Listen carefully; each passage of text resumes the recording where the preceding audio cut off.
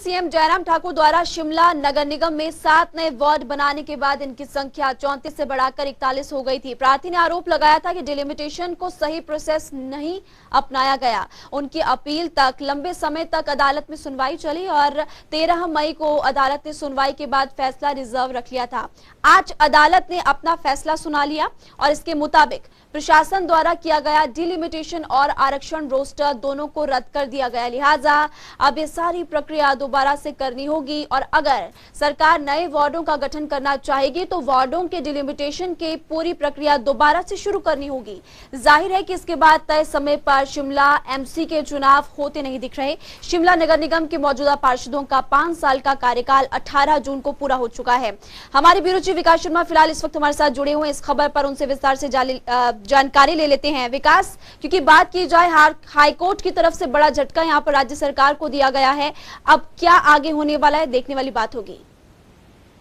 बिल्कुल, देखिए हाईकोर्ट का बड़ा फैसला है और ऐसे में पहले से ही जो शहर के जो लोग हैं वो लगातार ये कयास लगा रहे थे कि जरूर इस पर जो है वो फैसला होगा और जल्द ही नगर निगम के चुनाव जो हैं वो अब होने चाहिए। और ऐसे में हाईकोर्ट में मामला जो है वो लंबित पड़ा था। 13 मई को इससे पहले जो है वो तारीख थी और उसमें भी आज के लिए फैसला जो है वो रिजर्व रखा गया था। पिछले कल भी इस पर ये बिल्कुल साफ हो गया था कि आज फैसला जो है इस पर कोई बड़ा आ सकता है। ऐसे में बड़ा झटका उन तमाम लोगों को जो राजनेता थे और ये चाहते थे कि रोस्टर के हिसाब से ही चुनाव जो है वो यहाँ पर हो, क्योंकि देखिए 7 जो नए वार्ड है यहाँ पर बनाए गए थे डिलिमिटेशन में और इसमें सीधे तौर पर यही देखा जा रहा था कि जो आरक्षण रोस्टर है उसके अंदर खामियां जो है वो यहाँ पर हैं।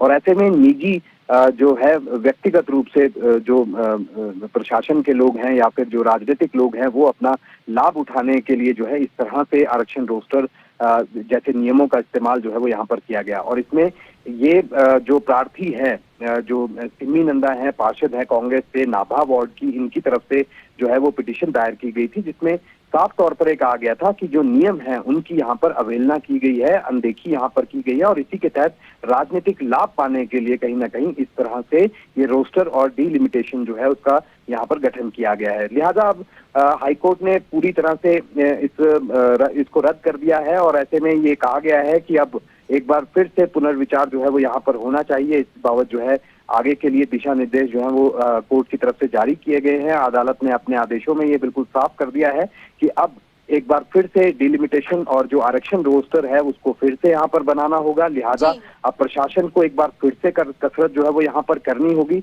महिमा, देखिए 18 जून को जो है जो अभी की जो पार्षदों की अगर बात करें, जो मेयर हैं, डिप्टी मेयर हैं, उनका कार्यकाल यहाँ पर खत्म हो रहा है। ऐसे में 18 तारीख के बाद अब किस तरह से ये चलेगा, क्योंकि अब एडमिनिस्ट्रेटर जो शासन है वो लागू होगा और ऐसे में जो कमिश्नर हैं तमाम शक्तियां अब उनको यहाँ पर दी जानी संभावित है।